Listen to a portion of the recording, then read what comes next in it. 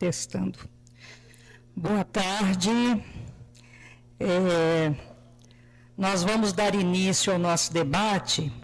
Nós íamos fazer uma roda de conversa, mas como vai ser gravado, né, e transmitido também, um pelo Facebook e outro gravado, nós, pela orientação aqui da técnica, pediram para a gente compor a mesa, fazer na mesa. Então, eu quero chamar aqui com o doutor Júlio, do Ministério Público Federal, para compor aqui a mesa, a presidenta da FENAGE, Samira Castro, chamar também o nosso Geraldo Mainetti, representando a ABI, e também Armando Souza, a IAB, Instituto dos Advogados do Brasil. Queiram vir aqui para a mesa ocupar Fernandes, que é da Agência de Notícias das Favelas. Eu acho que dá para todos, né? Deixa eu ver. Hoje já vem tratando com muita habilidade, com alguns debates, né, super importantes do Ministério Público. Eu já tive o prazer de participar de um desses debates. A Samira também, estive pessoalmente, depois outros virtualmente. E é de extrema importância debatermos o combate à violência política contra jornalistas. E que este é um processo que ele aumentou em demasia a partir deste último governo, onde os jornalistas eram tratados como coisas, não é? Naquele terrível cercadinho, mas não somente naquele cercadinho, não é? Muitos jornalistas com ameaças e tudo mais, e nós tivemos aí um exemplo, eu falava ainda há pouco com a Samira, esta semana, um exemplo assim terrível, que é esse caso contra o ICL, que é o site, e que o Lira entrou com uma multa lá de R$300 mil contra o site, mas não só esse, nós temos o caso aí do Eu Rio, que está sendo processado pela Santa Casa, e tantos outros casos assim escabrosos de processos contra os jornalistas, contra os sites de notícias, para que esta comunicação seja censurada, ou seja, a tentativa é censurar não só a liberdade de imprensa, mas também os jornalistas. E é por isso que nós nos reunimos. Lamentavelmente, eu acho que o horário não foi o melhor, mas pelo menos vamos transmitir e vamos gravar para que depois as pessoas em casa possam acompanhar e tentar trabalhar um outro horário que possa ser mais benéfico para todos os jornalistas e as jornalistas.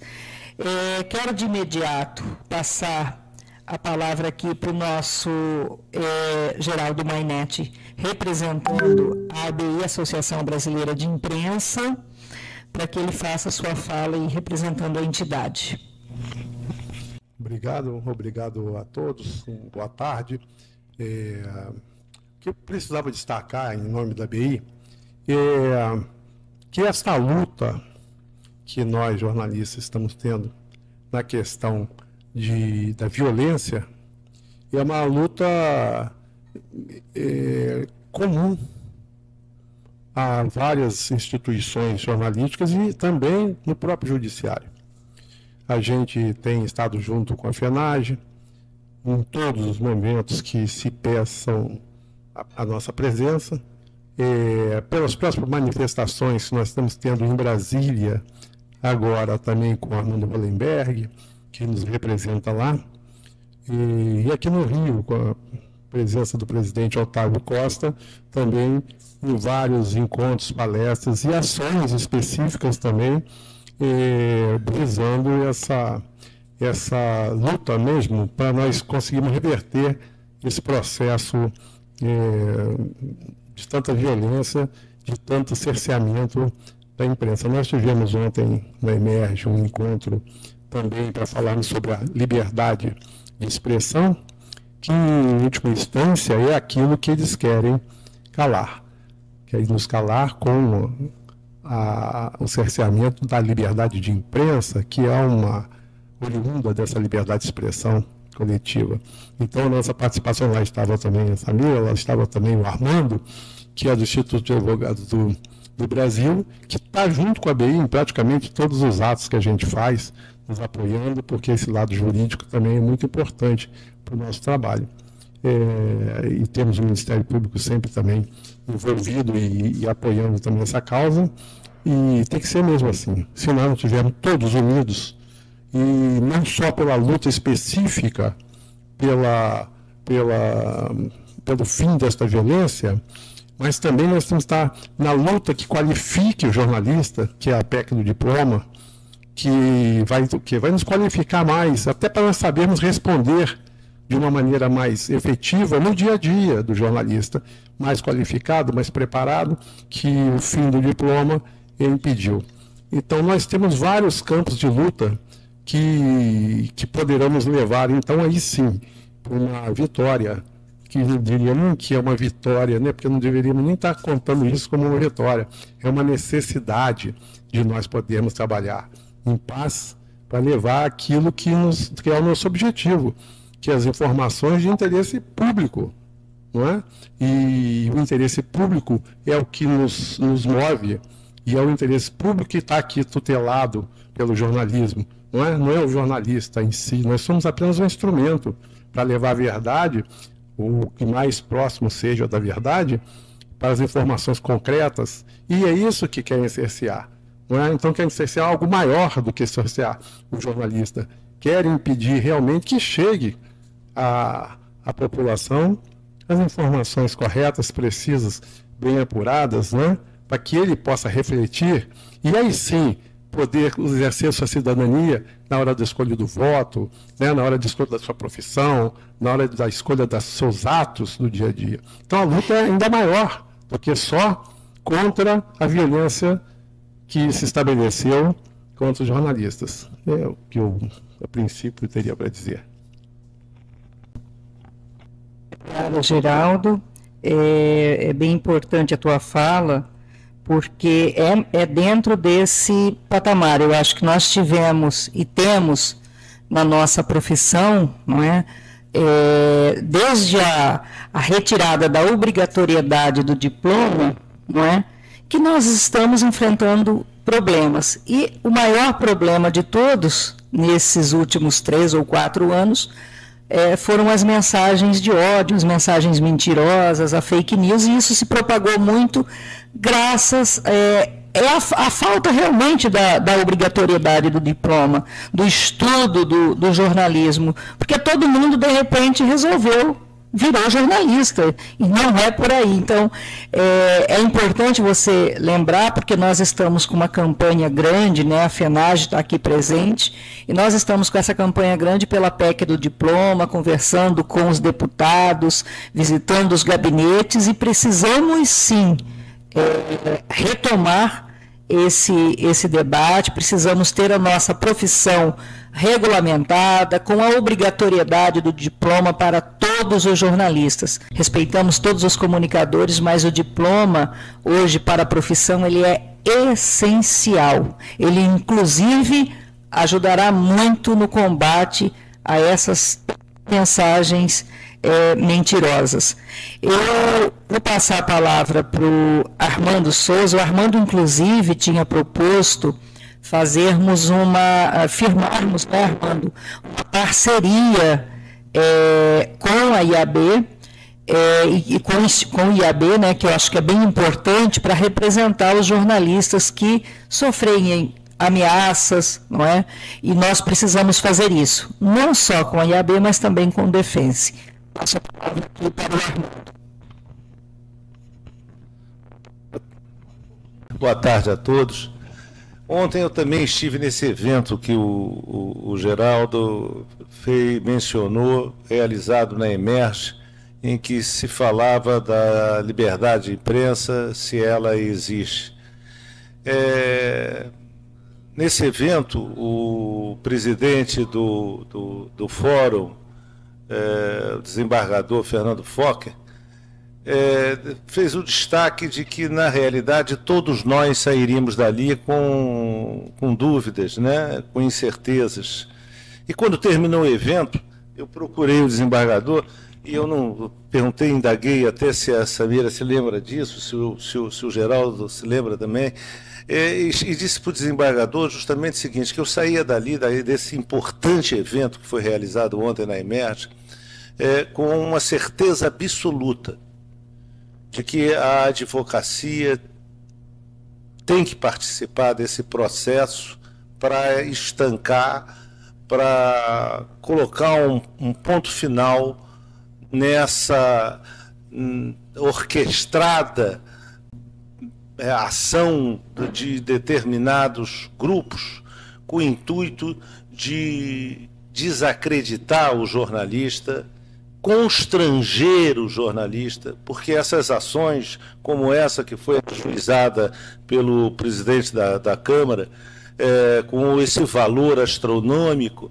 e isso não foi feito agora, só agora que tem essa ideia. Na realidade, ontem eu comentei com o diretor da Emerge, com o desembargador Marco Aurélio, que isso já aconteceu lá atrás, quando fizeram a mesma coisa com o jornalista Paulo Francis, que acabou, Paulo Francis, falecendo em decorrência de uma condenação que ele não tinha condições de pagar.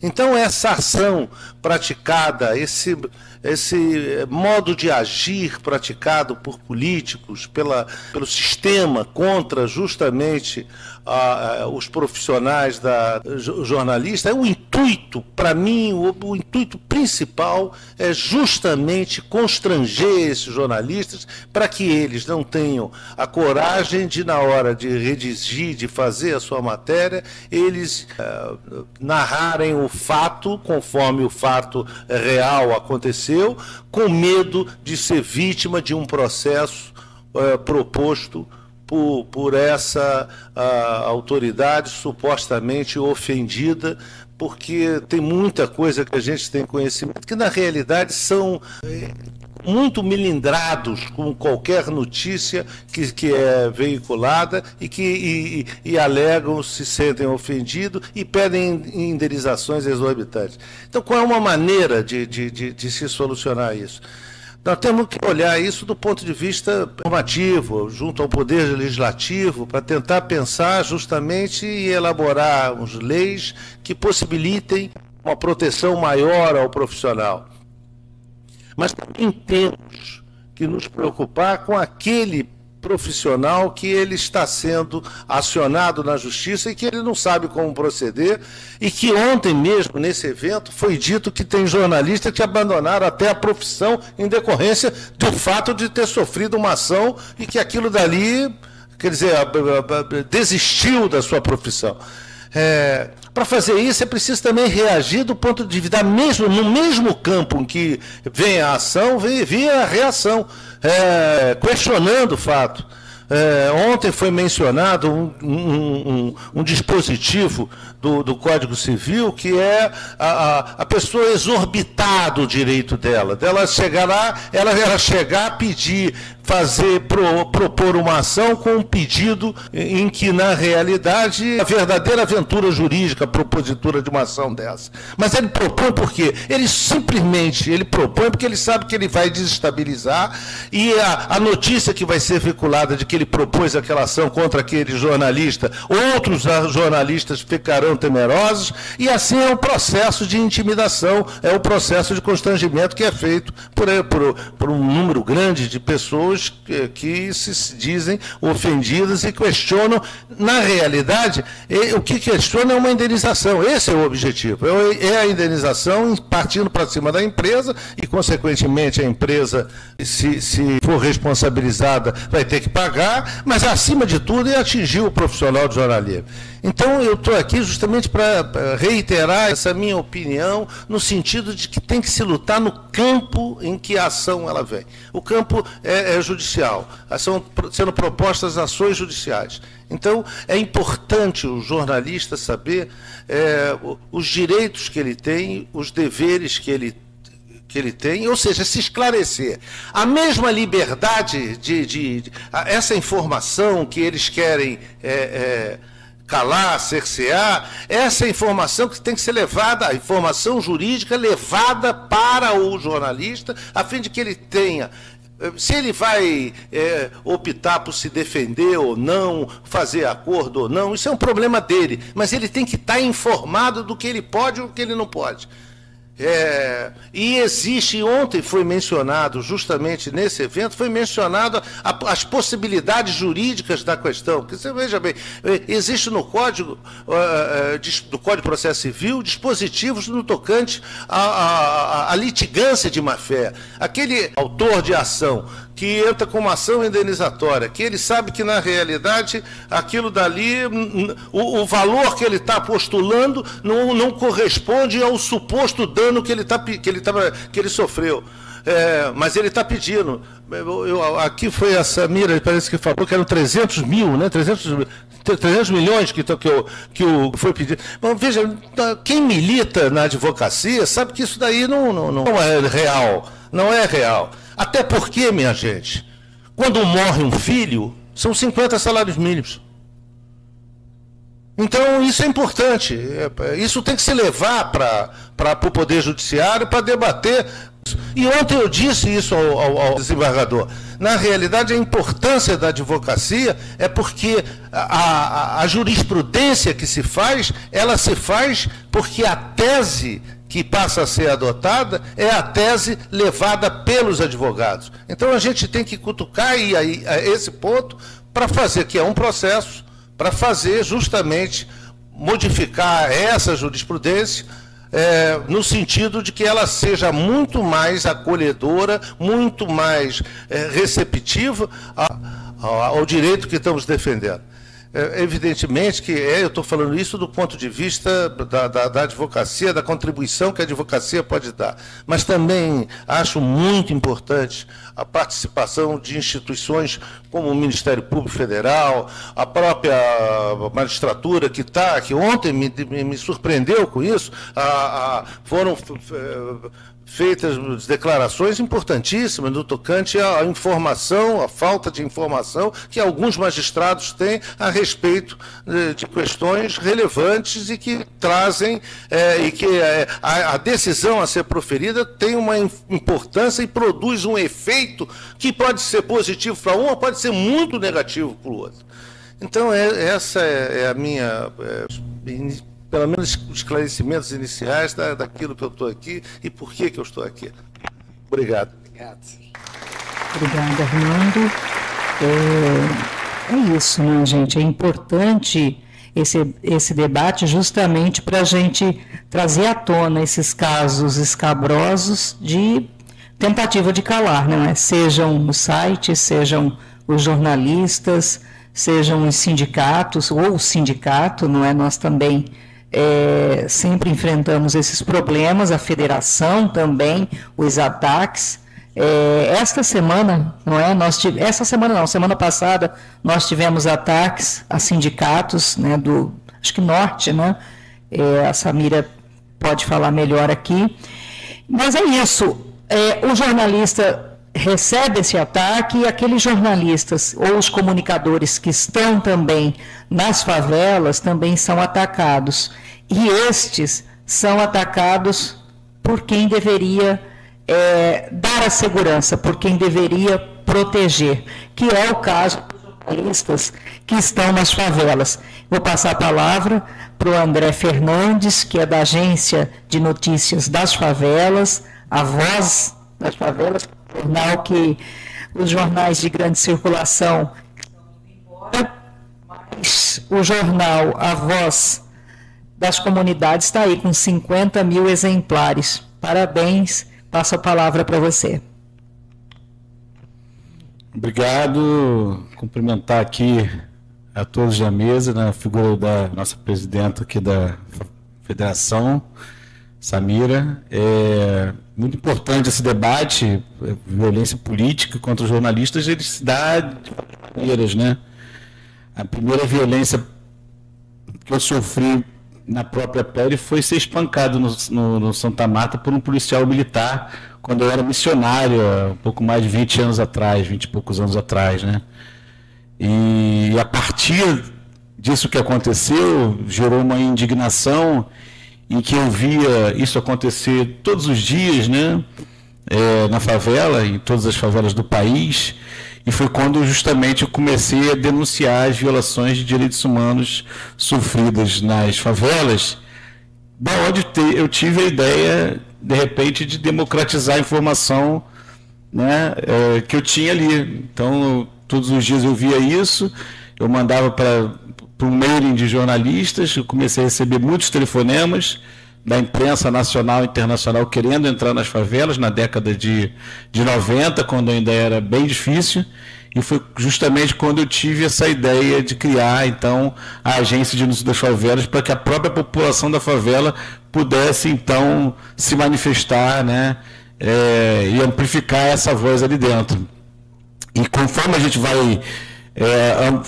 nós fomos ampliando, a gente foi entendendo as dificuldades do caminho, né? Então, quando a gente lançou há 13 anos atrás o jornal A Voz da Favela, eu tive no sindicato dos bancários com o Vinícius Assunção na época e falei para ele que queria lançar um jornal com 20 mil exemplares na época e já era um pouco ousado, saiu até uma notinha lá no Anselmo Góes na época. Porque como é que banca isso? Como é que a gente financia isso, né? E hoje, 13 anos depois, a gente está consolidado. Samira está até levando um exemplar do meu segundo livro, que chama Novos Rumos da Comunicação Comunitária no Brasil, onde no meu artigo eu falo justamente as dificuldades, já começo falando sobre a dificuldade, por exemplo, da rádio comunitária, né? Então, é uma política contra, né, a população mais pobre, né? Essa questão da legislação da rádio comunitária que não permite a gente ter publicidade, por exemplo, né? Mas a rádio comunitária já nasce mortas, praticamente, porque você não consegue manter aquilo ali. Então, existe toda uma luta por trás disso, né? E aí eu venho puxar também o que aconteceu nos últimos 4 anos, que foi talvez um dos períodos mais tristes e mais obscuros da história na nossa organização, nos nossos veículos. Então, essa questão do financiamento eu vejo como uma questão muito séria também, para que a gente bata ali nessa tecla de que, se a gente quer democratizar realmente a comunicação, passa por um financiamento, inclusive público, desses veículos que estão por aí hoje crescendo cada vez mais, né? A comunicação comunitária é um exemplo disso. Então, queria abrir aqui minha fala trazendo aqui à tona justamente algumas coisas muito importantes, né? E que, inclusive, o sindicato passou a ser parceiro, né? A gente tem uma notinha que eu acho muito legal, uma coluna, que é deu e não deu na grande mídia, né? E aí, no não deu na grande mídia do mês passado, a gente fala sobre uma parceria da Agência de Notícias das Favelas com o sindicato aqui no Rio, que eu espero que a gente consiga expandir para outros lugares do país, que é facilitar financeiramente para que os jornalistas das favelas, que muitas das vezes têm menos condições, está formado, está querendo participar, tenham a sua enquanto jornalista, porque isso pode salvar vidas. Né? Você ter sua carteira da FENAGE dentro da favela, quando você é abordado e você fala que é jornalista, é diferente de você simplesmente só falar que é jornalista. Né? E aí, trazer também essa galera, muita gente que está se formando nas faculdades de jornalismo.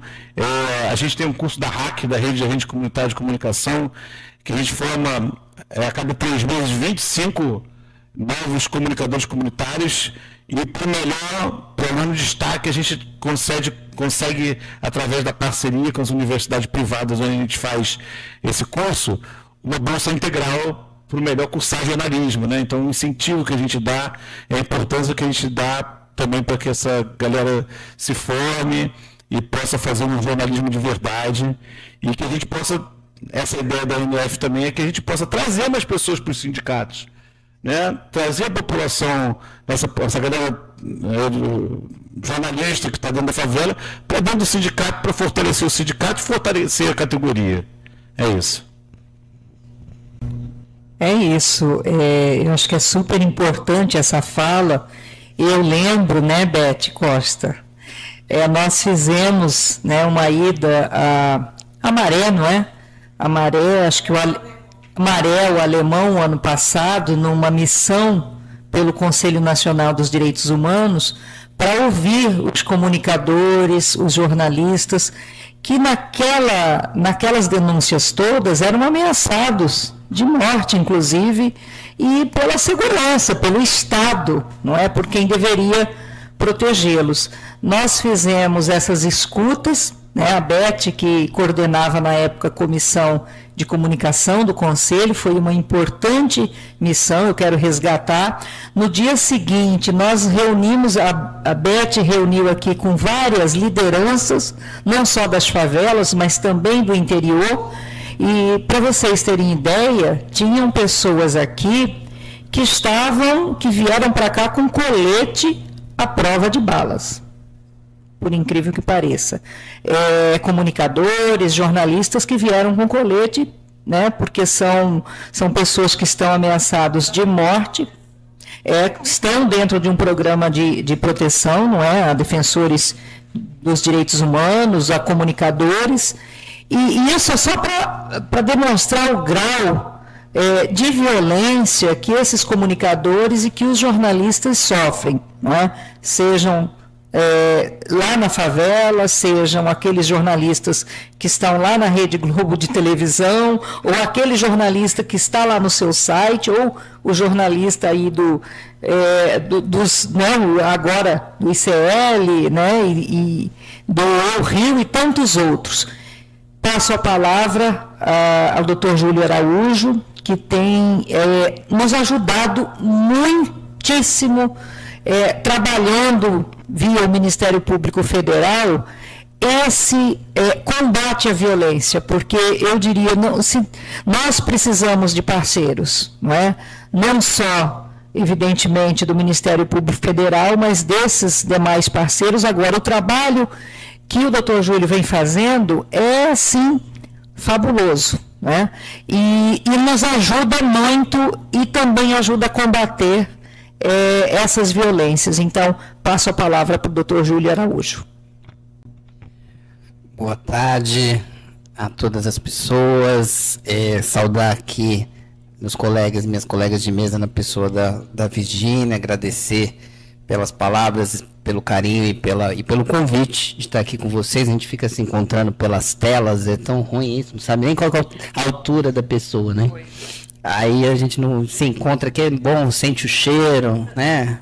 Vê no olho e tal, mas a gente se vê pela tela por uma razão nobre, porque a gente vem discutindo com entidades, né, de várias localidades, e aí a reunião virtual, né, ela é muito importante. As pessoas também, cada hora está num lugar, Brasília, está em outras partes, São Paulo, enfim, então acaba sendo muito útil, embora eu goste mais assim, do jeito que a gente está aqui hoje, que ajuda a nossa reflexão e ajuda também a pensar junto e construir possibilidades e atuações, né? Como eu penso o Ministério Público Federal. Acho que o Ministério Público Federal, enquanto instituição do sistema de justiça, tem que ter esse papel de interação, de articulação, de promoção de direitos. E é o que eu tento fazer no âmbito da Procuradoria Regional dos Direitos do Cidadão, que é um órgão aqui do MPF no Rio de Janeiro, né, ligado à Procuradoria Federal dos Direitos do Cidadão, para não só, né, reconhecer a insuficiência, né, e a incapacidade do sistema de justiça e nossa, né, enquanto operadores do direito e do Ministério Público, de entender diversas temáticas e diversos assuntos, né, como também reconhecer, né, ao mesmo tempo o protagonismo e o avanço e a capacidade da sociedade civil, dos movimentos sociais e entidades em trazer as questões, né, em elaborar as questões e elaborar as estratégias também jurídicas para atuar nesses casos. E nesse debate, né, mais especificamente no meu caso, o debate do assédio judicial contra jornalistas, essas investidas em processos para tentar silenciar profissionais, grupos que atuam, né, e que eventualmente cutuquem, como é o papel da imprensa e do jornalismo, cutuquem poderes, né, poder econômico, poder jurídico, né, questionem autoridades, questionem grandes questões, coloquem o dedo na ferida. Nesse processo, nessa discussão, eu tenho aprendido muito, né, e compreendido e entendido ainda mais sobre esse assunto e sobre a dinâmica, né, que esse tema tem no mundo todo, mas com contornos muito grandes no Brasil. Eu presidia um inquérito civil que tratava de um caso específico em que a pessoa foi vítima daquelas ações judiciais pelo Brasil todo, ações todas parecidas, parece que a pessoa, o autor da ação, todos têm o mesmo sentimento, a mesma coisa, né? Mesmo advogado, mesmo texto, tudo parecido, pipocaram diversas ações e sendo uma manifestação muito emblemática daquilo que se chama de assédio judicial, né? Porque impossibilita, dificulta muitíssimo a defesa da pessoa, porque pessoas no Brasil inteiro, se valendo dos juizados especiais, muitas vezes, propõem ações, obrigando a pessoa a correr atrás, né, e se defender nesses diversos espaços, né, repetindo aquele episódio histórico que tinha ocorrido com a Elvira Lobato, né, se eu não me engano. Esse caso que eu conduzo é o do João Paulo Cuenca, que foi o tweet que ele fez, né, e sim, articulados pastores da Igreja Universal em todo o Brasil e ajuizar essas ações. O que acontece, né? Independentemente da apuração que continua nesse outro caso, eu percebi, e esse caso ele foi trazido ao Ministério Público Federal, tenho que registrar pela ABI, né? Pela Associação Brasileira de Imprensa. E esse caso ele gerou um fruto, porque nós provocamos o Conselho Nacional de Justiça também no contexto desse inquérito, que acabou gerando uma recomendação, que hoje todo mundo quer que vire resolução, enfim, outras... E quer que avance essa agenda. Nessa discussão eu comecei a perceber que não dava para ficar só naquele caso e que a gente precisava ampliar o debate. E aí nós convocamos uma audiência pública no final do ano passado e para entender toda essa problemática, a gente fez aqui presencial aqui em dezembro, e um dos resultados dessa audiência foi instituir um fórum, né? Um fórum para acompanhar né, os casos de violações, violências, e ver como que o Ministério Público, eu acho que o principal objetivo do fórum é um pouco esse, assim, como que o Ministério Público pode ser útil e instrumentalizado no melhor dos sentidos para que a gente consiga fazer as provocações e cobranças. Porque é mais um fórum, né? O que mais tem é fórum por aí. E a gente tem que buscar um jeito, e muitas vezes os atores são os mesmos, né, nos fóruns, e a gente tem que buscar um jeito de que no seu fórum, em cada fórum, mas pelo menos nesse fórum que eu participo, que ele tenha efetividade. Essa é uma coisa que eu fico nervoso lá, vocês acompanham lá, vocês estão lá comigo. Tem que sair coisa lá concreta, né? Que senão não faz sentido, ainda mais para quem está militando, está articulando, participa de várias discussões, nós aqui puxando pelo rio levar essa discussão. E aí, felizmente, a gente tem conseguido criar situações e ajudar a, de certa forma, incidir e influenciar as outras discussões que estão rolando. Porque tem coisa acontecendo, tem discussões acontecendo no Ministério da Justiça, discussões que estão rolando no Conselho Nacional de Justiça, né? Tem o debate, todo o debate público, a mobilização em torno desse tema. Então a gente não só comendo pelas beiradas, mas também percebendo dinâmicas próprias aqui no Estado e, ao mesmo tempo, também fazendo as provocações que, às vezes, esses outros espaços não geram, né? E aí, um tema que aparece de cara, e acabou de ser mencionado aqui pela Virgínia, foi a recomendação que o CNDH fez, que foi fruto dessa como é que chama? Diligência? Não, foi daquela... foi missão, perfeito. Na missão que foi feita e que tinha indicações, né, recomendações aos órgãos do sistema de justiça. Em uma das nossas reuniões isso foi apresentado, essa questão dos comunicadores, jornalistas comunicadores de favelas e periferias. E nós abrimos uma frente do fórum para fazer essa escuta, e eu aposto muito nisso, e eu quero que a gente continue, né, levando isso adiante, porque às vezes também, depois a gente pode conversar com calma, tivemos algumas dificuldades num segundo encontro, para organizar um segundo encontro. Mas, assim, ali aparecem questões muito importantes, e esse campo de ameaças, né, realmente foi muito impressionante. E, inclusive, também a gente pode tentar fazer uma articulação, uma cobrança em relação ao debate que tem aqui na LERJ, mais um fórum, mas aí é outro fórum, fórum específico desse tema. Outro ponto que a gente tem se preocupado é em relação, porque eu imagino que esse tema, ele tem dois enfoques, assim, um enfoque amplo, que a gente tem que regular, normatizar, tem os debates do Supremo, tem o debate legislativo, tem a questão do próprio CNJ, né, de como é que o CNJ orienta o judiciário, né, o próprio CNMP, a gente tem que também fazer essa provocação para o CNMP, recomendação que vira resolução, e tem um debate mais concreto. Eu acho que o debate mais concreto é onde a gente, do ponto de vista mais jurídico, não criticando quem faz as defesas nos casos, a gente precisa organizar melhor a nossa estratégia para dar visibilidade ao problema, gerar um constrangimento em relação ao entendimento, mas eu já falo isso daqui a pouco. Em relação ao CNJ, a gente está tentando apontar, né, questões que são meio formais, mas que são muito importantes, né? Por exemplo, a gente não consegue, muitas vezes, identificar quais são os processos, porque muitas vezes as pessoas usam uma estratégia de usar o juizado especial, né? Ou mesmo uma ação ordinária de indenização. E lá na classificação do processo vai sair daquele jeito, uma ação de indenização, como se fosse uma ação, qualquer ação de responsabilidade civil que se faz. Para a gente ter uma ideia desse tipo de caso, a gente precisa pensar ali, ele precisa estar destacado na chamada taxonomia dos processos. Então, foi uma demanda que a gente fez e a gente vem cobrando ao CNJ, uma coisa que é muito organizacional, mas que para nós ajuda em dois sentidos. Uma, para a gente ter uma ideia boa do universo que a gente está tratando, e a outra é para que a gente possa fazer com que o judiciário, ao ver aquela questão, ele fala, opa, esse caso aqui é diferente, né? Aí já aciona automaticamente a recomendação, a resolução do CNJ e já pensa diferente em relação a isso.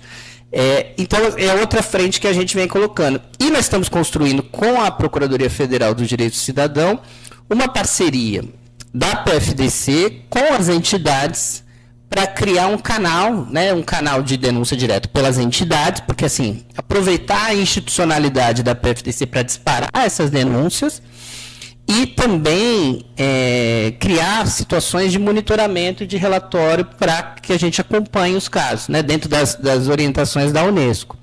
Isso está sendo construído. A gente fez uma reunião, eu já construí a minuta com um colega do Rio Grande do Sul, até compartilhei no grupo, e estamos aguardando, eu acho que vai acontecer, e talvez seja importante, inspirado no modelo que foi feito no Ministério Público de São Paulo.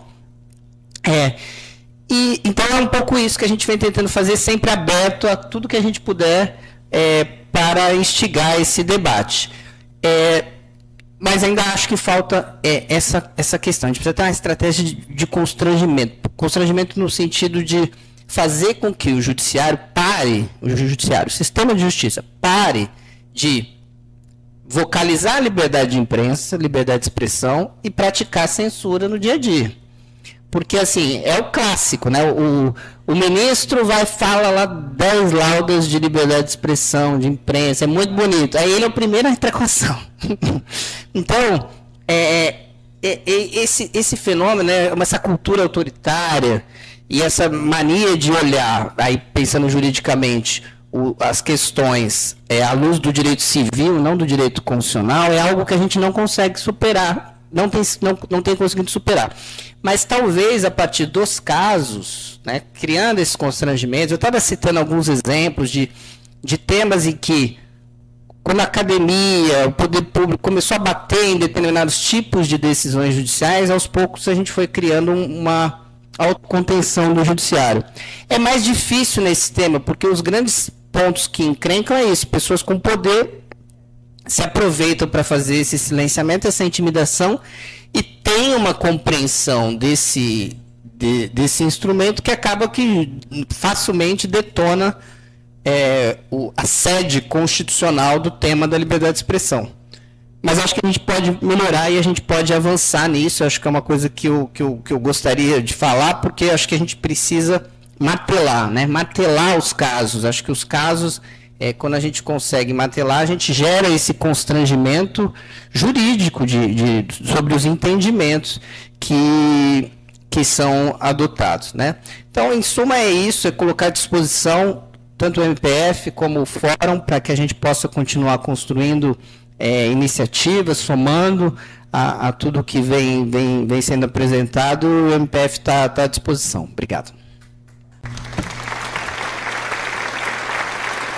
Obrigada, doutor Júlio. O senhor falando, me lembrei de mais uma das violências que calou um jornalista muito competente, que trabalhava muito essa questão dos veículos alternativos, não é? Paulo Henrique Amorim, né? Todos nós sabemos a morte tão súbita e tão instantânea do Paulo Henrique Amorim, e nós sabemos o tanto...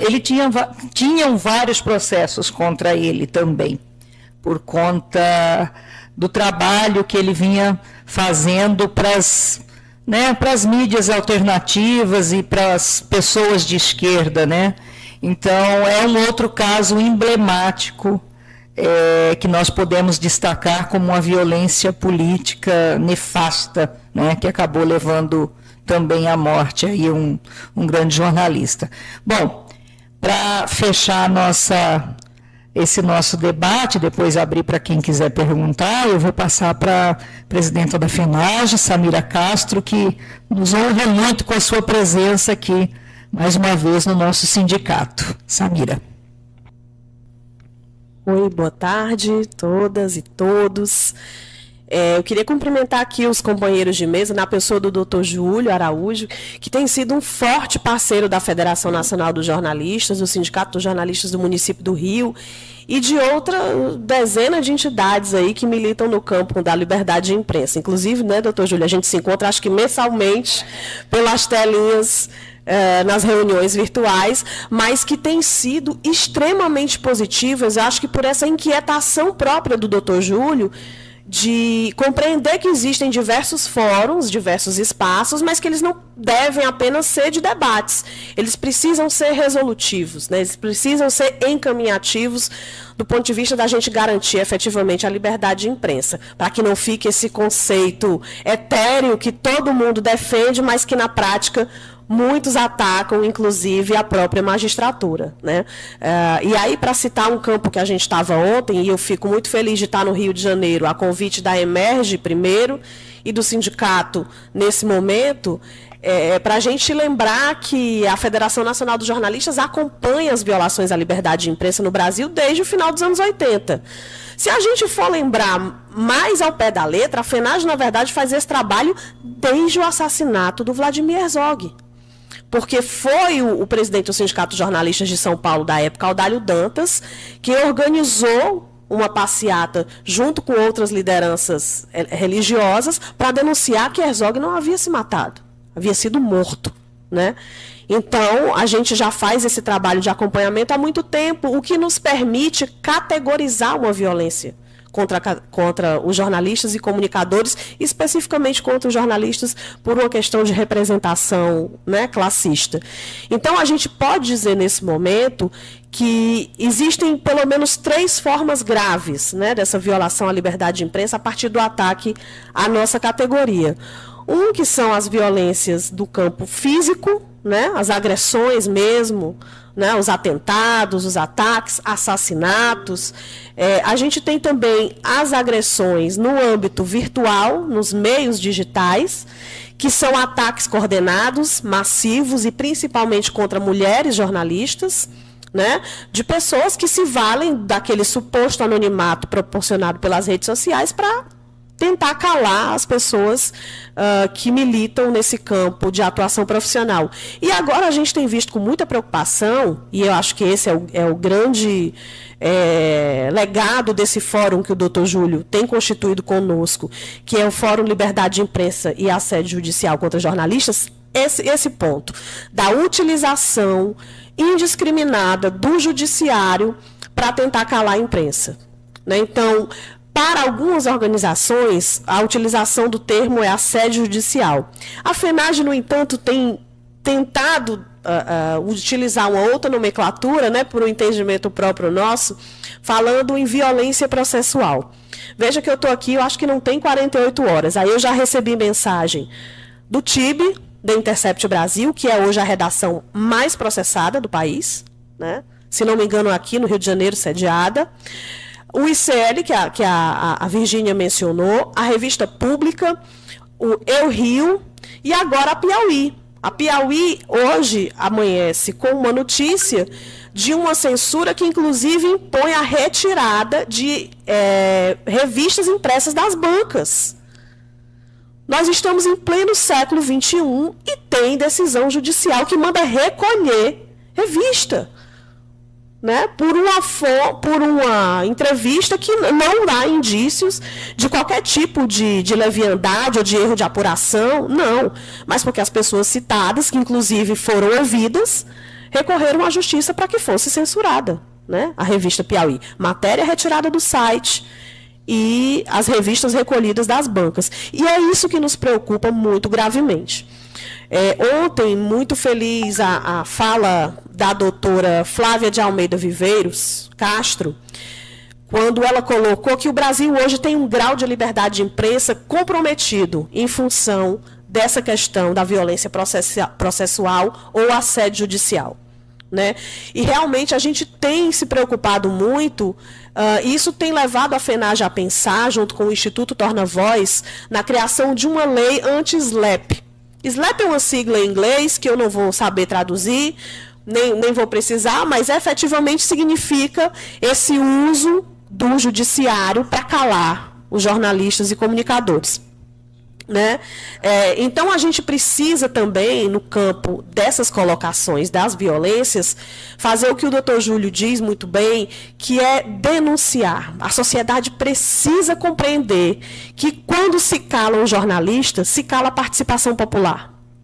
Quando um comunicador da favela é agredido, é impedido de registrar aquela situação que ocorre dentro da comunidade, que é do interesse geral da comunidade, é esse direito à informação que está sendo cerceado.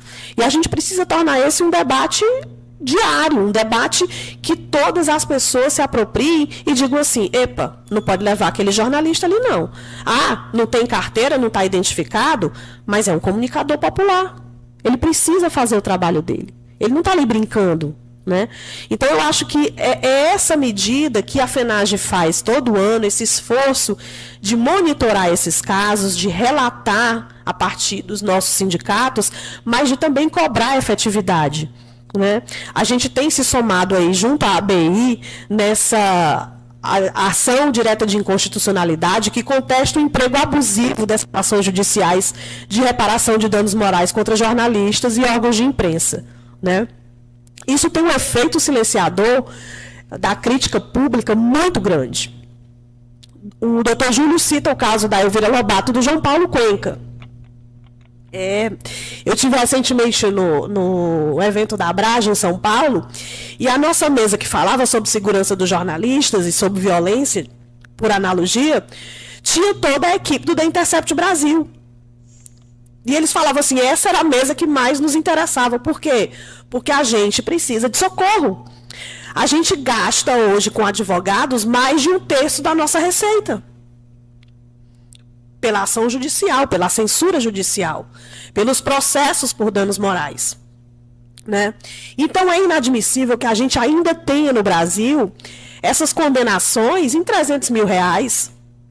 Né? A doutora Flávia ontem citou um dado interessante que eu gostaria de citar aqui para vocês, que é o seguinte, ela pegou um breve estudozinho sobre o assédio judicial, em que as indenizações aqui no Tribunal de Justiça do Rio de Janeiro A maioria varia entre 5 e 10 mil reais, mas 10 mil reais é o valor médio, né? E o veículo, a organização jornalística, são os maiores alvos em vez da pessoa física do jornalista. E ela citou uma frase que eu achei interessante. Por quê? Porque não se processa pobre. Veja que um jornalista no Rio de Janeiro ganha o quê? De piso? 3.500, 4.000 reais? Né? Uma faixa desse. Como é que um jornalista vai ser condenado a pagar 10 mil, 5 mil, que é quase o seu soldo do mês, o seu salário do mês, né, para pagar uma indenização por dano moral? Isso ela está sendo, eu acho, até que generosa nesse estudo, porque eu acho que algumas indenizações vão na casa aí dos 100 mil. Né? Agora, a gente tem também um problema muito sério, que é quando o próprio judiciário demanda e quando o Supremo Tribunal Federal demanda contra jornalistas, como é o caso do ministro Gilmar Mendes contra o Rubens Valente, com indenização de 300 mil reais. Né, para uma única pessoa, por um livro em que não há erro de apuração jornalística, não há mentira, não há inverdade, apenas desagradou ali o ministro Gilmar Mendes. Né, então, a gente ainda precisa trazer luzes à sociedade sobre essa violência processual que é cada vez maior e que angustia, ela tira do sujeito que ganha pouco, né, que já tem uma relação de trabalho muitas vezes aviltada, né, precarizada, ela tira o sossego, ela tira o dinheiro, ela tira a paz da família, ela tira a saúde mental do jornalista.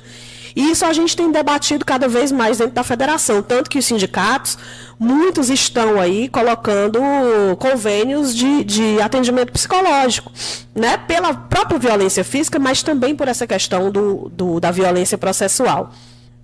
Né? Então, acho que a gente, como FENAGE, tem aí muitos desafios. Esse último período foi realmente um período bastante complicado para o exercício do jornalismo no Brasil, com as violências de 376 casos de ataques no ano de 2022, mas essa situação não cessa em 2023, tá? Hoje nós temos aí o ex-superintendente da Polícia Rodoviária Federal movendo 178 ações contra jornalistas, né? Que por conta daquela cobertura do processo eleitoral em que a Polícia Rodoviária Federal foi colocada sob cheque em função das fiscalizações lá nas estradas da região Nordeste. E isso dá uma amostra do nosso desafio enquanto federação, dos sindicatos, mas das entidades. E ter o IAB como parceiro nosso, né, que possa operar, inclusive, doutor Armando, numa defesa jurídica daqueles profissionais mais desprotegidos. Eu estou falando dos freelancers, estou falando dos comunicadores e comunicadoras populares. Isso para a gente é muito importante, é muito interessante que a gente tenha esses mecanismos de defesa, né, através de convênios, de parcerias, atendimento pro bono, enfim, o que possa ser possível fazer para a gente frear essa violência processual que existe hoje contra a categoria. Por fim, é dizer que a FENAGE se soma a essa iniciativa da ABI, a FENAGE quer atuar mais efetivamente na questão da construção de uma lei anti-SLAPP. A FENAGE está muito junto com o Fórum da Liberdade de Imprensa e acha importante que o CNJ, que também tem um fórum, abra espaço para uma representação dos trabalhadores, porque o fórum do CNJ tem a ABRAGE, tem a ANJ, tem a ABERT, mas não tem nenhuma representação classista dos trabalhadores. Né? E isso para a gente é importante até para estar dentro do que está sendo discutido dentro daquele espaço. Né? E acho que temos um caminho muito importante, muito bacana desenhado com a PFDC. Né? Se a PFDC institui esse canal de denúncia qualificado, né? Se a PFDC consegue fazer com que essa cultura autoritária, né, seja constrangida, seja tolhida, para a gente já valeu a pena todo esse esforço conjunto de todas as entidades, a ABI, a FENAGE, os sindicatos, e o próprio Ministério Público do Rio de Janeiro. Enfim, eu acho que são essas as colocações que eu tenho inicialmente. E, por fim, eu acho que a Virgínia tocou lá no começo, acho que o querido Geraldo aqui da ABI também, E ontem eu ouvi essa pergunta e foi muito provocadora. Como é que a gente defende a liberdade de imprensa? Qual é o critério de ser imprensa hoje? Se nós não temos mais um critério de acesso à profissão, que era um diploma. Hoje, eu tenho um professor que eu adoro citar essa frase dele, porque para mim ela é um divisor de águas. Professor Nonato Lima, da Universidade Federal do Ceará. Professor, em 2009 caiu o diploma como critério de acesso ao jornalismo. E agora, para ser jornalista no Brasil, o que é que precisa? Ele disse, basta estar vivo. Você nasceu, você pode ser jornalista. Né? E é isso que a gente tem visto, que a gente tem denunciado na federação. Hoje, com o sistema online de registro profissional do Ministério do Trabalho, a gente tem encontrado registro emitido para menor de idade, registro emitido para pessoas que não dominam o código da leitura e da escrita. Por quê?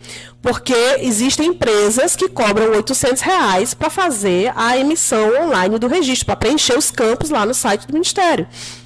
Então, tem sim analfabeto com registro profissional de jornalista. Ah, mas é elitista, exigir diploma, estava lá na lei de imprensa, a lei de imprensa não foi recepcionada pela Constituição, caiu, a decisão é correta. Não, gente, a decisão parte de uma falácia de que liberdade de imprensa é igual a liberdade de expressão. Não é.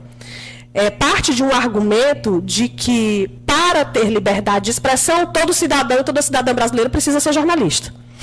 Não precisa. Inclusive, dentro das empresas, quem menos tem liberdade é o trabalhador jornalista. Porque ele não emite a opinião dele dentro da empresa que ele trabalha. Né? Então, tudo isso, na verdade, foi um interesse das grandes empresas jornalísticas de não só determinar quem elas contratariam, mas de dizer quem era ou não jornalista no Brasil. Né? Era um critério de acesso único, pessoal, transparente, e que não se imaginava lá atrás que o fim desse critério iria se somar a uma nova realidade comunicacional, a partir das novas tecnologias, como esse aparelho aqui, e com o advento da internet comercial, que mudou completamente a relação, né, da emissão e da recepção e dos papéis sociais nesse campo da comunicação. O problema é que, quando todo mundo é jornalista, ninguém é. Quando todo mundo é jornalista, então, a quem a gente vai garantir o preceito constitucional do sigilo da fonte? Aquele sujeito que andava com a carteira da FENAGE pendurada no pescoço e que tentou colocar um artefato explosivo lá na pista de Brasília? Porque a gente foi obrigada a dar carteira para ele. Né? A gente foi obrigada a sindicalizar também. Então é isso, assim, a gente tem que partir de uma valorização a partir desse critério de acesso, que é o diploma de nível superior específico. O diploma vai garantir um bom profissional, um profissional ético? Não. Mas ele vai ter as ferramentas para aplicar no seu dia a dia profissional todo o ethos dessa profissão e todo o compromisso social que ela exige.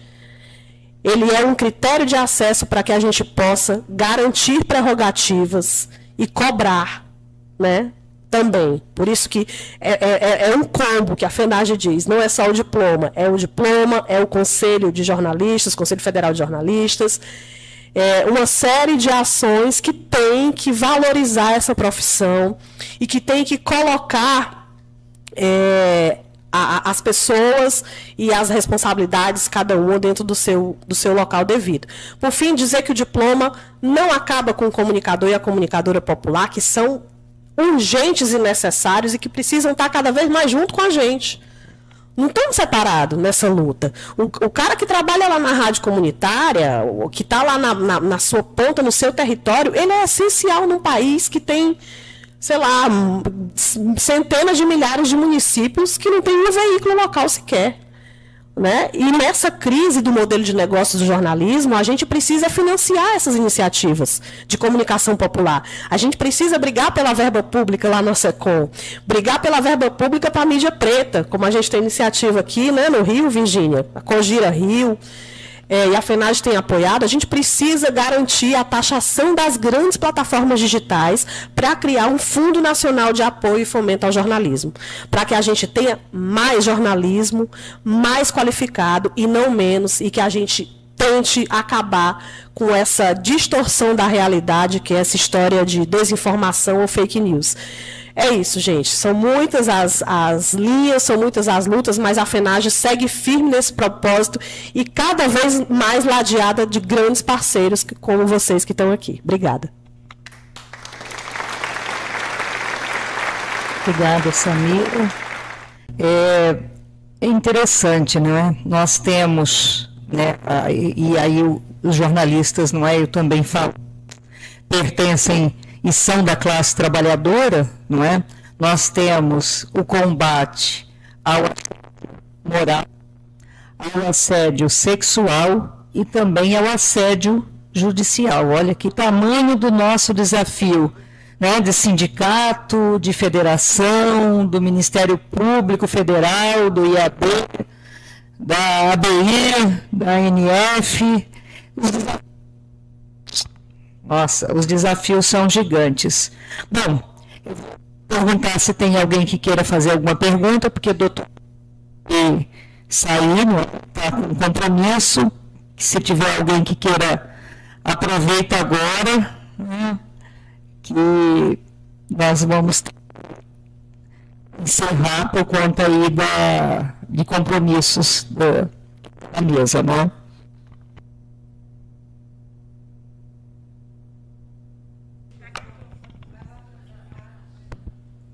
Aqui? Eu queria me dirigir ao doutor aqui e dizer o seguinte, em relação ao ICL, né, que ela falou no início, eu vi o rapaz falando, aquilo foi para um desembargador, porque quando ele perde, ele perdeu, o Lira perdeu. Aí ele apelou, aí foi para o desembargador. Isso eu vi, não sei se era o diretor, o editor do ICL falando, rapaz. E o desembargador manteve a decisão. Então agora eu não sei, ele perdeu em todas as instâncias. Ele está lá no negócio do navio dele lá, ele já deve ter... Essa notícia já chegou para ele, que ele perdeu com todo o poder dele. Não é?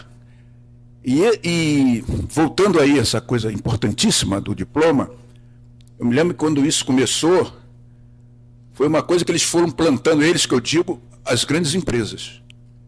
Foram plantando aos pouquinhos. Me lembro que o Nilson Lage sempre batia nisso, eu tenho um livro lá do Nilson Lage falando sobre a importância do diploma. E é engraçado, quando decidiu isso,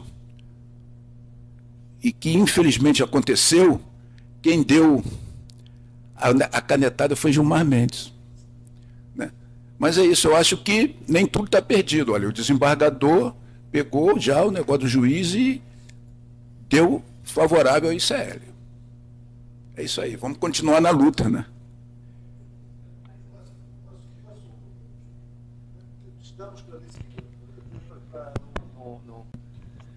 Veja bem, quando foi, até para esclarecer esse processamento dessa ação proposta pelo presidente da Câmara, a ação foi proposta e o autor da ação pediu que fosse liminarmente concedida a tutela para que o pedido dele fosse acolhido liminarmente, sem produção de prova. A experiência me diz que quando o juiz de primeira instância indefere, a maioria das vezes, não sempre, mas a maioria das vezes, porque quando o juiz indefere é porque o juiz se convenceu que não havia necessidade de conceder liminarmente aquela decisão, aquele pedido. Quando ele indefere, a maioria das vezes, os desembargadores, que é a instância superior, a segundo grau, ele acompanha o entendimento do magistrado. Porque o magistrado que ia dar a decisão estava convencido de que não devia de dar a decisão. Então, o desembargador, na maioria das vezes, segue a mesma linha de raciocínio e indefere também a reapreciação daquele pedido de tutela. Mas isso não quer dizer que a ação acabou. Isso quer dizer que essa discussão ela se restringiu meramente ao pedido de antecipação de tutela. o processo vai prosseguir, haverá produção de provas, serão produzidas provas, e aí prova documental, prova testemunhal, prova pericial, as provas em direito admitidas, e a partir daí vai para julgamento, esse processo é julgado, haverá uma sentença. Contra essa sentença, as partes podem interpor recurso para o segundo grau, aí volta para essa Câmara que apreciou, que reexaminou a decisão de tutela. Esse processo ainda tem um trâmite longo. Esse processo continua tramitando. Todos nós esquecemos, e aí é que é o grande perigo, o processo vai tramitando e lá no final, 10 anos depois, 12 anos, a gente sabe que o jornalista vai pagar a indenização. Entendeu? Essa é a realidade dos fatos. Eu achei interessante porque tem muitas notícias contra o cidadão, mas ele perdeu a estribeira quando o editor entrevistou a ex-esposa dele, que viveu com ele durante 10 anos, mãe do filho dele, e fez graves acusações. E aí ele... Eu vou passar para a saudação final, que acho que a gente... sim, então, Jacaré. Cláudio Honor. Boa tarde, boa noite já, né? Peço desculpa por atraso, porque a gente que é fotógrafo é o primeiro a sair e o último a chegar, né? O primeiro a chegar, o último a sair. Vindo atividade agora, assim, eu vou falar aqui da minha realidade. Eu sou o diretor aqui do Sindicato Jornalista, né? Já acompanho o Sindicato Jornalista há bastante tempo, mas agora eu estou como diretor na área jurídica, né? Apesar de não entender muito juridicamente, mas estou aqui ajudando o sindicato. Assim, eu, que a companheira da FENAGE colocou, a importância que tem a comunicação social, a comunicação nas comunidades. Então, assim, a gente precisa trazer esse povo para cá, mas antes de trazer para cá, nós temos que ir lá. Então, assim, é fundamental a gente ver nas comunidades, e como é que ela colocou, a importância que esses comunicadores de sociedade têm não só para ele, mas para os moradores. Porque acontece, assim, eu tenho uma realidade, eu ando em comunidade, porque eu coordenei o programa Segundo Tempo na governo Dilma, então, todas as comunidades da Leopoldina, Alemão, Complexo Alemão, Complexo da Vila Cruzeiro, então acompanhei, até hoje eu venho mantendo essa relação com o pessoal. E quando uma pessoa dessa é tratada de uma forma que a própria polícia ataca eles, a sociedade assim não defende eles porque não sabe a importância que eles têm. Inclusive, na chacina que teve em Manguinhos, você viu poucos comunicadores sociais fazendo alguma coisa. Eles não comentaram, e a gente sabia por causa de quê. Eles falavam, mas a gente não vai comunicar, porque se você falar uma coisa, a própria população vai falar, não, mas a gente tem que morrer mesmo.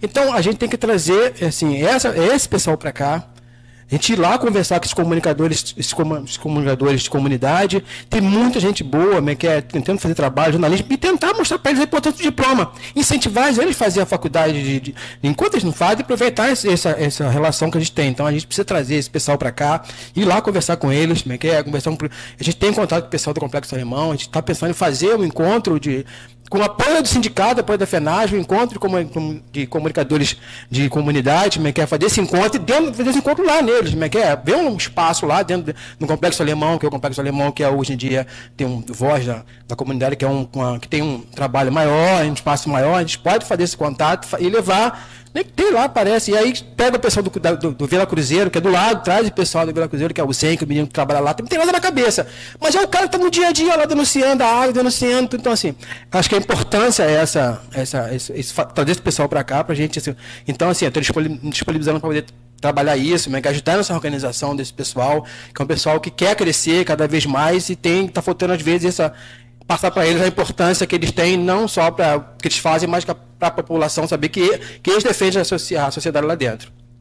Obrigada. Vou passar para o doutor Júlio fazer a saudação, que ele tem que sair. Bom, gente, agradecer, né, parabenizar aí a Samira aí pela nos reunir, né, foi um pretexto para a gente ficar junto e achei ótimo. Eu até confessar para vocês que eu sou um jornalista frustrado, né? Eu queria ter prestado jornalismo, Aí acabou que não prestei e depois eu fui, não me denuncie, mas eu era estagiário na Agência Carta Maior.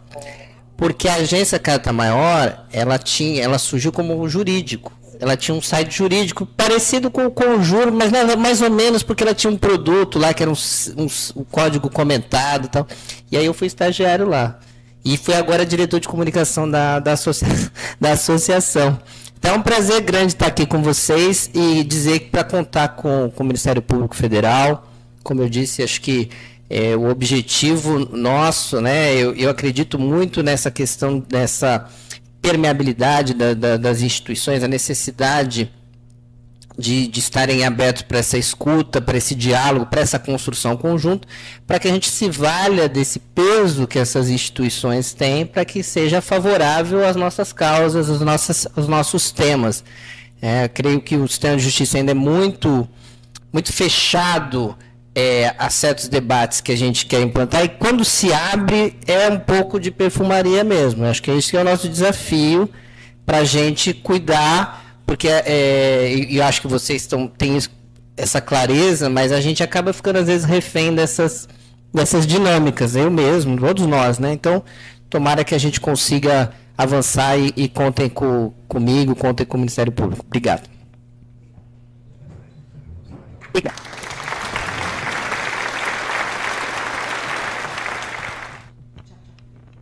Muito obrigada, doutor Júlio. Vou passar para o Geraldo Mainetti para fazer a saudação e pela ABI.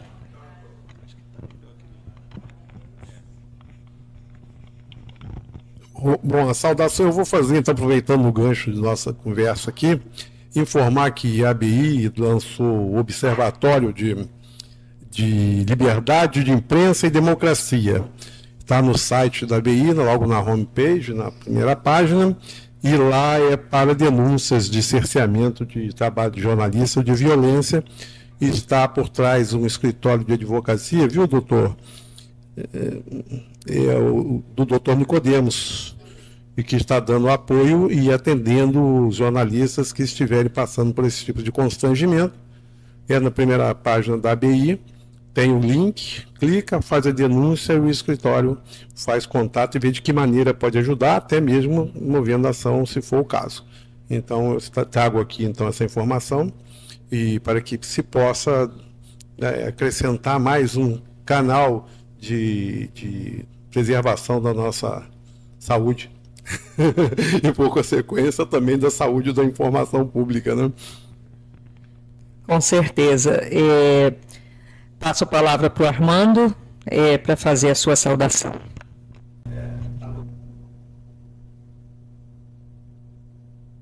Alô.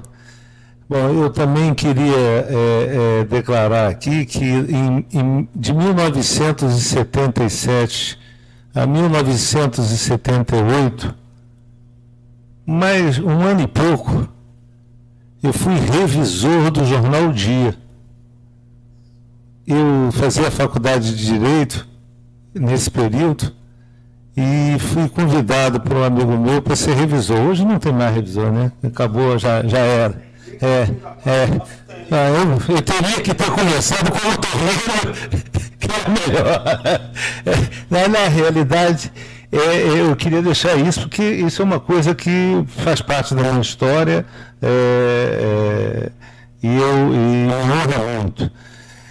Eu quero também fazer aqui um esclarecimento, que eu acho que é um esclarecimento bem importante.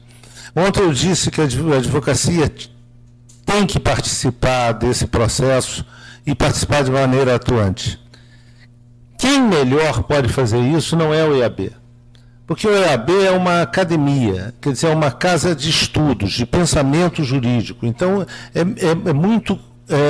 a gente pode tirar do IAB a experiência e a sabedoria jurídica daqueles que estão ali. Por exemplo, fazem parte do IAB, dos 11 ministros que compõem o Supremo Tribunal Federal, pelo menos 6 ministros fazem parte do IAB. Eu posso dizer aqui para vocês, a ministra Carmen Lúcia, o Edson Fachin, o ministro Luiz Roberto Barroso, o ministro Toffoli, fazia parte o Lewandowski, enfim, uma gama de grandes juristas que podem contribuir. Nós temos lá no IAB comissões de estudos. Então, na comissão que eu faço parte, na comissão de defesa, foi uma comissão especial, criada em defesa das eleições, da democracia e da liberdade de imprensa. Essa comissão foi presidida pelo Bernardo Cabral, nada mais, nada menos do que o redator da Constituinte. Então, isso tem um peso político muito grande.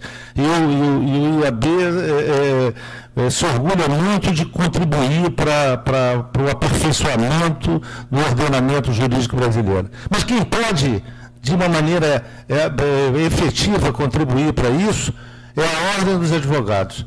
Porque a Ordem dos Advogados, estatutariamente, ela tem como finalidade zelar pela Constituição Federal e pelo cumprimento das leis. Então, qual é a minha ideia? Eu já estou dizendo aqui, passando para vocês. A minha ideia é levar justamente para a diretoria do IAB, da OAB, e eu farei isso porque, embora não faça parte da diretoria, tenho queridos amigos ali, levar justamente a importância de se criar uma comissão na OAB, uma comissão de defesa. Aí a gente vai ver qual é a melhor, se é da liberdade de imprensa, se é da liberdade, se é da liberdade de informação, qual é a melhor denominação, para que seja criada essa comissão.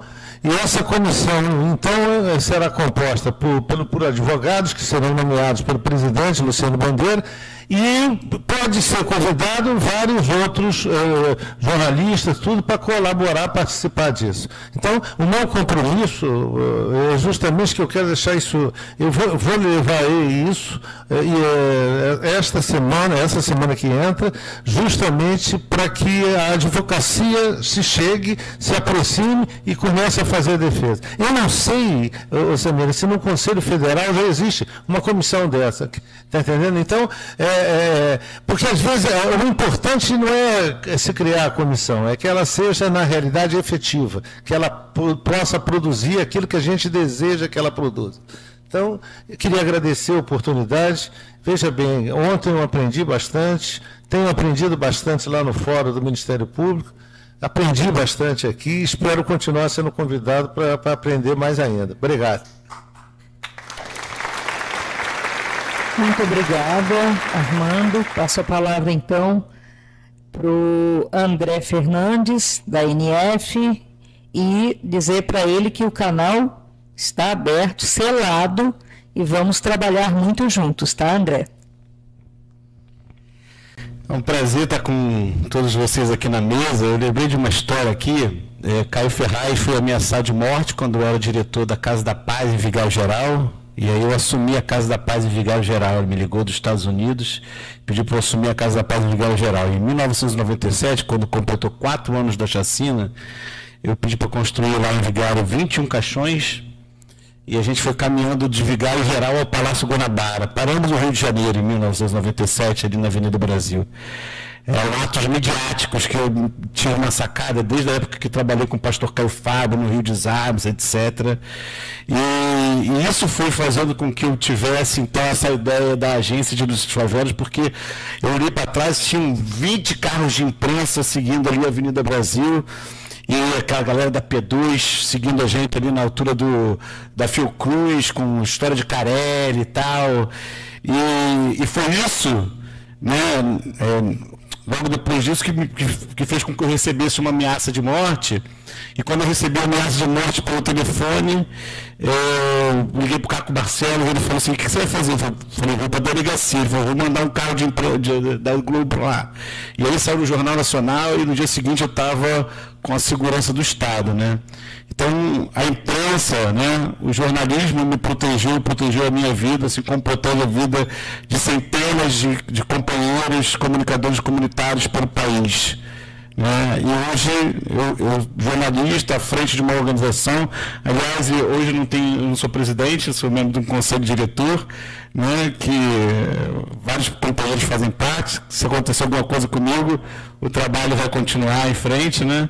Mas o que eu quero dizer com isso é a importância da gente estar junto e a importância do jornalismo, a importância da imprensa para estarem juntos com os comunicadores comunitários. Então, reafirmar aqui essa parceria nossa, que a gente vai lutar para que isso se estenda por outros sindicatos do Brasil afora, para a gente fortalecer os sindicatos e fortalecer os comunicadores populares e jornalistas comunitários.